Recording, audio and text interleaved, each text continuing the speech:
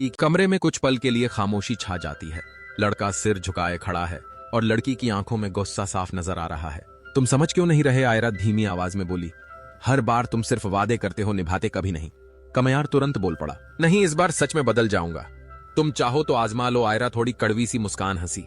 तुम्हारे इम्तिहान देने की हिम्मत अब नहीं बची मुझमें। कमयार एक कदम आगे बढ़ा। एक मौका, बस आखिरी। तुम्हारे बिना मैं कुछ भी नहीं। आयरा ने हाथ रोक लिया। ये जो तुम्हारे बिना मैं कुछ नहीं वाली लाइन है ना, ये भी बहुत सुनी हुई है। जिंदगी सिर्फ डायलॉग से नहीं चलती। कमयार ने गहरी सांस लेकर कहा। ठीक है, तो डायलॉग नहीं, काम से साबित करूंगा। लेकिन तुम चली गई तो मैं किसके लिए बदलूंगा? आयरा ने उसकी ओर देखा। आंखों में थोड़ा दर्द। खुद के लिए बदलो। किसी लड़की के लिए नहीं, किसी फाइलिंग के लिए नहीं, बस खुद के लिए। वह मुड़कर जाने लगी। कमयार घबरा गया। रुको। एक आखिरी बात। उसकी आवाज हल्की सी कांप गई। आयरा रुक गई। क्या? अगर मैं सच में बदल जाऊं, क्या तुम वापस आओगी? आयरा मुस्कुराई, बहुत हल्की, बहुत दर्द भरी। वक्त बताएगा, मैं नहीं। आयरा बाहर चली गई। दरवाजा बंद होने की आवाज ने पूरे कमरे को और खाली कर दिया। कमयार दीवार के सहारे बैठ गया। इस बार सच में बदलूंगा।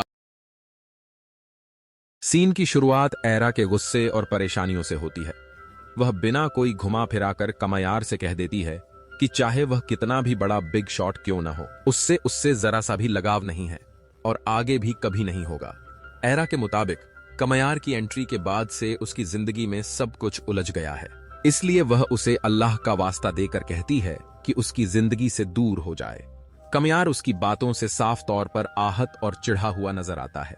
वह पूछता है कि असल में उसका मसला क्या है। साथ ही यह भी कहता है कि पहली बार वह किसी लड़की के लिए इतना कुछ कर रहा है, वरना आम हालात में तो उसे किसी भी लड़की से बात करनी पड़े, कोई मना नहीं करता। लेकिन आयरा अलग है और उसी में उसका दिल लगा है। मगर आयरा उसकी हर बात का उल्टा मतलब निकाल लेती है। सीन कट होता है और रात का एक और दृश्य दिखता है। आयरा की बहन, वही लड़की, कमयार को कॉल करके माफी मांगती है। वह बताती है कि जो भी हुआ, क्योंकि उसे लगता है कि लड़की ने बिना सोचे समझे किसी और की बातों पर यकीन कर लिया। लड़की समझाती है कि जिस लड़के के बारे में कमयार सोच रहा था, वह न उसे पसंद करता है न उसकी बहन को। वह तो बस उनकी दूसरी बहन आयरा का पीछा कर रहा था।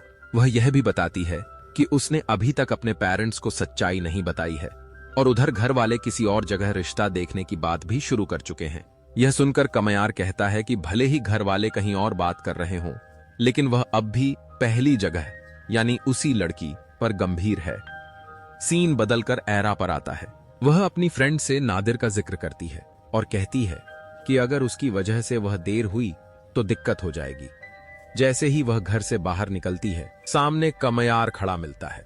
वह पहले ही माफी मांग लेता है, लेकिन आयरा ठंडेपन से कह देती है कि नाराज होने या मनाने के लिए पहले कोई रिश्ता होना को माँ का हो चाहे, और उनके बीच तो कोई रिश्ता है ही नहीं। कमयार फिर भी अपनी जिद में कहता है कि रिश्ता बन जाएगा। वह तो उस दूसरे लड़के से बात करके सारी गलतफहमी भी साफ कर चुका है। आयरा झुंझलाकर कहती है कि उसका पूरा खानदान पागल है। कमयार भी मजाक में पूछ लेता है कि फिर वह पागलों से जान क्यों छुड़वाना चाहती है। सीन घर की तरफ शिफ्ट होता है।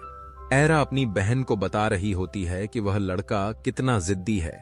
इतना कुछ हो जाने के बाद भी उसे समझ नहीं आता। बहन कहती है कि कोई गलती करे तो उसे सुधारने की कोशिश भी करता है, मतलब इतना बुरा भी नहीं, बस उसका तरीका गलत है। लेकिन आयरा फिर भी मानने को तैयार नहीं। वह कहती है कि चाहे कुछ भी हो जाए, वह लड़का उसे गलत ही लगेगा। वह इस पूरे मामले को यहीं खत्म करना चाहती है और सोने का फैसला करती है, क्योंकि अगली सुबह उसे अस्पताल भी नहीं जाना। दृश्य अगले दिन की सुबह पर आता है, पूरी घरेलू हलचल के साथ। कमयार की मां अपने ओट्स भिगोने की याद दिला रही होती है। तब बाहर नजर पड़ती है तो पता चलता है कि साहब की गाड़ी बाहर लगी हुई है। स्टाफ बताता है कि साहब ने खुद गाड़ी लगवाई है क्योंकि उन्हें देर हो जाएगी। कमयार की मां झुंझलाकर पूछती है कि यह सब उसे क्यों बताया जा रहा है। स्टाफ आधा अधूरा इशारा करता है कि वह कमयार से बात करे, उसी गलतफहमी के चक्कर में जिसकी वजह से पूरा मामला शुरू हुआ था।